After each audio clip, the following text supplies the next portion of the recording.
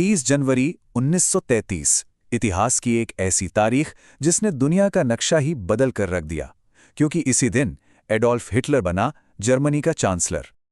और यहीं से एक बहुत बड़ा और सच कहें तो एक अजीब सवाल उठता है। आखिर एक लोकतांत्रिक देश ने कानूनी तौर पर सत्ता अपने ही होने वाले विनाशक के हाथों में कैसे सौंप दी? देखिए, सबसे हैरान करने वाली बात तो यही है कि ये कोई हिंसक तख्ता पलट नहीं था, कोई लड़ाई नहीं थी। हिटलर को बाकायदा नियुक्त किया गया था। अब ये हुआ कैसे? इसे समझने के लिए हमें उस दौर के जर्मनी के हालात में थोड़ा झांकना होगा।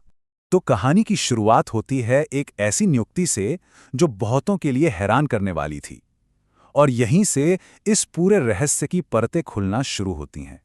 उस समय जर्मनी में वाइमर गणराज्य था। कहने को तो ये एक मॉडर्न लोकतंत्र था, पर इसकी नींव बहुत कमजोर थी। देश एक के बाद एक आर्थिक संकट और राजनीतिक अस्थिरता के दौर से गुजर रहा था। तो वाइमर संविधान में ना दो बड़ी खामियां थी, और ये इस पूरी कहानी में बहुत अहम है। पहली चीज थी प्रोपोर्शनल रिप्रेजेंटेशन। सुनने में अच्छा लगता है, लेकिन इसका नतीजा क्या हुआ कि ढेर सारी छोटी छोटी पार्टियां संसद में पहुंच गईं, और किसी एक पार्टी को बहुमत मतलब मेजॉरिटी मिलना लगभग नामुमकिन हो गया। तो सरकारें हमेशा कमजोर गठबंधन वाली बनती थी। और दूसरी और भी खतरनाक चीज थी आर्टिकल 48। ये राष्ट्रपति को एक तरह से सुपर पावर देता था कि वो आपातकाल में संसद को बाईपास कर सके। और इस पावर का इतना ज्यादा गलत इस्तेमाल हुआ कि लोगों का लोकतंत्र से भरोसा ही उठने लगा। और इसी कमजोर बटी हुई व्यवस्था के बीच एक पार्टी थी जो बहुत तेजी से ऊपर उठ रही थी।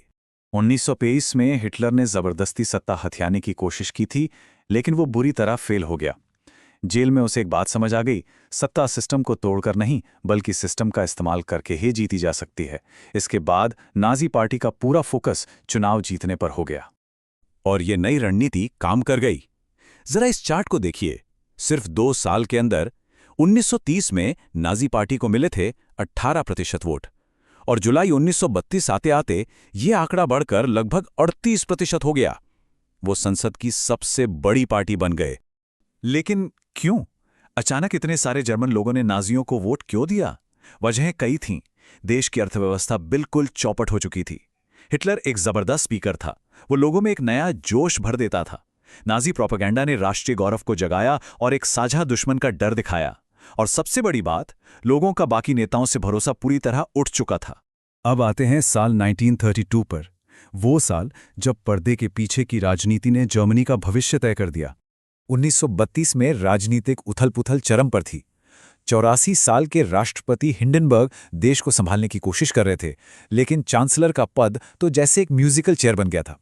पहले वॉन पैपेन आए, वो गए, फिर वॉन श्लाइखर आए। इस पूरे खेल के बीच नाजी पार्टी सबसे बड़ी ताकत बन चुकी थी, और हिंडनबर्ग, जो हिटलर को बिल्कुल पसंद नहीं करते थे, उन पर उसे चांसलर बनाने का दबाव बढ़ता ही जा रहा था। मतलब राष्ट्रपति, हिंडनबर्ग और बाकी पुराने नेता एक तरह से फंस चुके थे। एक तरफ हिटलर था जिस पर उन्हें जरा भी भरोसा नहीं था, और दूसरी तरफ कम्युनिस्टों का डर था जिन्हें वो उससे भी बड़ा खतरा मानते थे। और इन सबके बीच वो एक स्थिर सरकार तो बना ही नहीं पा रहे थे। और यहीं पर उनसे वो एक घातक गलती हुई, एक ऐसी गलतफहमी जिसने सब कुछ बदल दिया। तो पुराने चांसलर वॉन पैपेन एक प्लान के साथ आए। उन्होंने राष्ट्रपति हिंडनबर्ग को मनाया कि चलिए हिटलर को चांसलर बना देते हैं। शर्त यह होगी कि मैं यानी वॉन पैपेन वाइस चांसलर बनूंगा, और कैबिनेट में ज्यादातर लोग हमारे ही होंगे, नाजी बहुत कम होंगे।